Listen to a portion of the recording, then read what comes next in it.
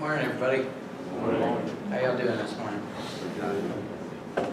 So today I'm going to be talking about a few different types of data storage.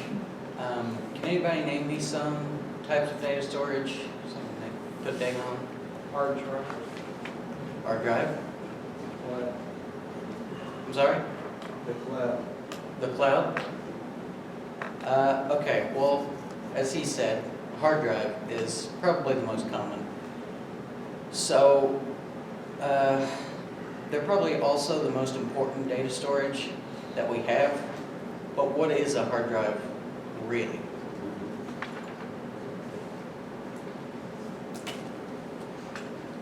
So, a hard drive, otherwise known as an HDD, is an electromechanical device that uses spinning metallic disks that store data using magnetism.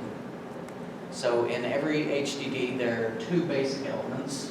You have the spinning platters, and then you have the read-write head.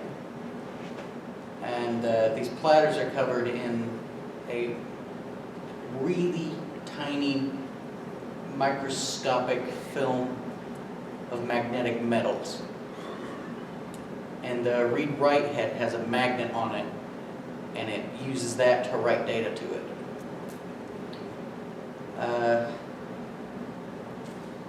And at the base of all data is ones and zeros. So the read-write head magnetizes it in one way or another to correspond to ones and zeros to make up your data. So when you're downloading a file, you are pretty much just putting a load of ones and zeros on your hard drive, so that they can be read later by your read-write head, and you can retrieve it later. So I have a little video here, and it probably explains it better than I just did. So let's look at that.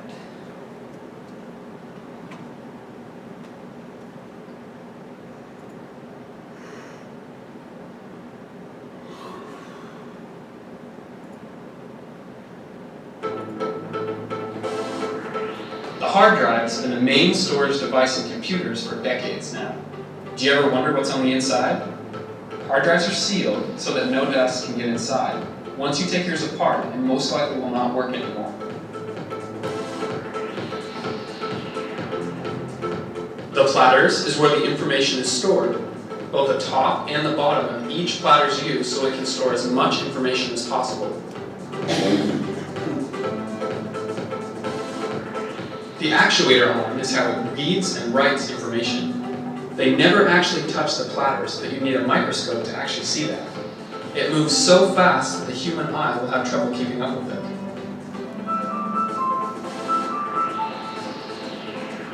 The platters are split up into tracks, and each track is split up into sectors. When you read or write to the hard drive, the actuator arm must find the right track, and the platters must rotate so the right sector is underneath the arm. It only takes a few milliseconds for this to happen. This may seem fast, but compared to newer technologies, this is much slower. In recent years, the hard drive is being replaced by the SSD, also known as the solid-state drive. These have no moving parts on the inside, which means they are faster, smaller, and use less power. However, SSDs are still a lot more expensive than hard drives. How long before the hard drive is obsolete? Only time will tell.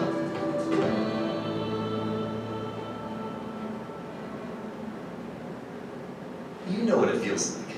You've been studying hard and met.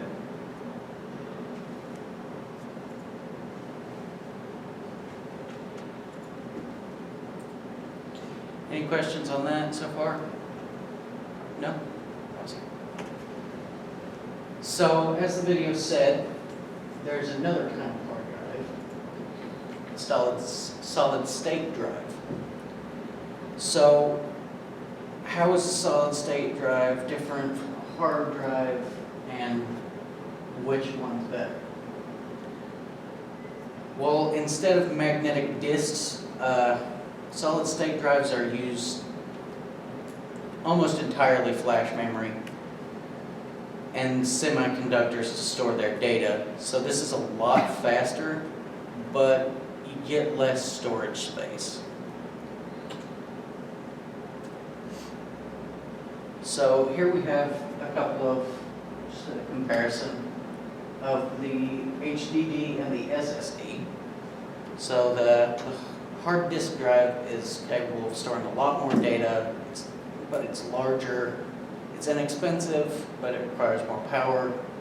And compared to an SSD, they wear out and they're a bit more unreliable. But an SSD is really fast. It's at least twice as fast as a HDD. And they're small, they're expensive, and they have a smaller amount of data storage, but they require less power, and they're also more reliable than HDDs. But really the main benefit of an SSD is that they're incredibly fast. If you put your operating system on an SSD, it'll load up a lot faster than it will on an HDD. So when I put an SSD in my computer at home, I don't think I'll ever use an HDD, at least to have an operating system on. You can still use an HDD to put data files on because, again, they're bigger and they have more storage space. But having an SSD to run all your programs and your operating system is a lot faster. And the good thing is you can have both in one system. So another type of drive is the optical disk drive. And with those we can use CDs, DVDs, and floppy disks if you're feeling nostalgic. So with these you can read and write data off of these disks, and it makes it pretty easy to transfer over to another computer. These are becoming used less and less because we have flash drives now, and those are super tiny and small and have a lot of space on them, so why would you use a Blu-ray disc or a DVD when you can just carry a flash drive around? But optical drives still have a lot of uses for legacy things. Say you want to play an old game, it probably comes on a disc, so you have to have a disk drive so you can get the data off of there. Also, it's good for media editing, so if you want to make a DVD of your wedding pictures or whatever, then you can do that. And you can distribute those around so that you can give them to your grandkids or whatever. I'm not married.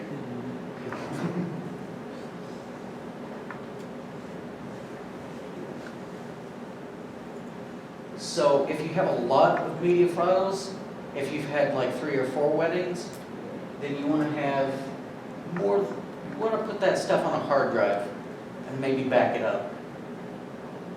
So if you have a lot of data, you can use more than one hard drive in a RAID array to control that data better.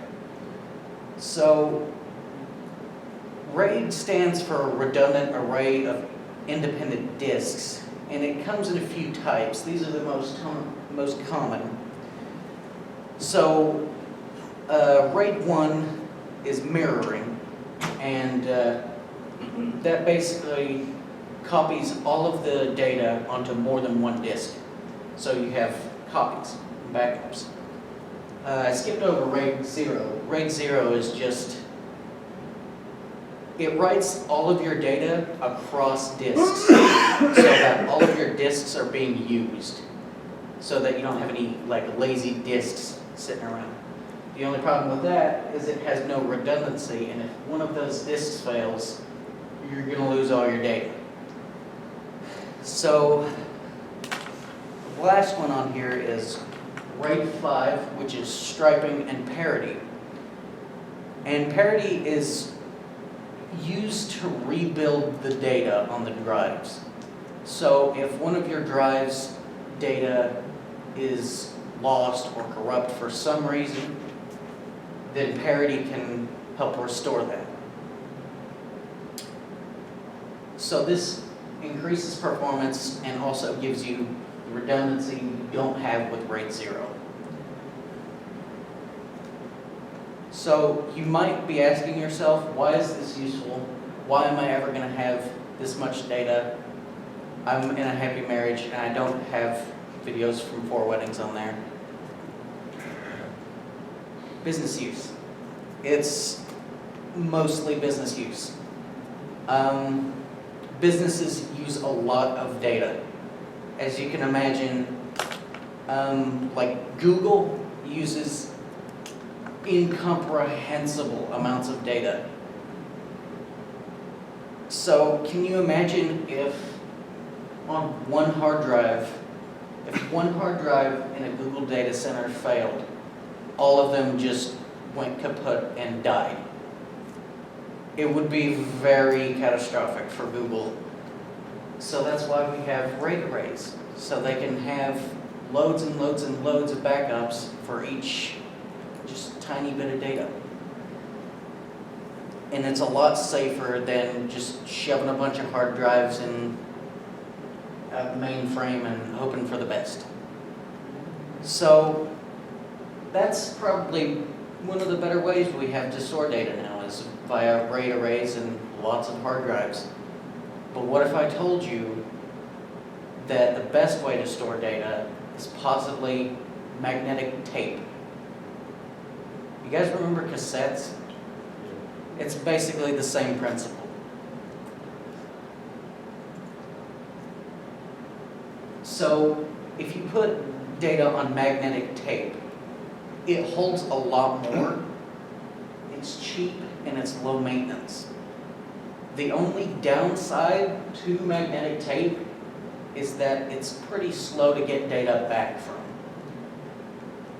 But if all goes well, you won't need to get data off of it.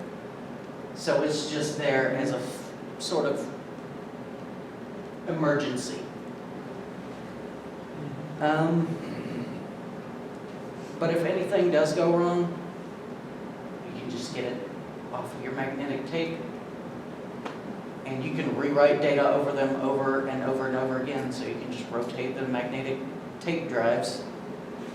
So it's a lot more cost effective and, you know, pretty cheap.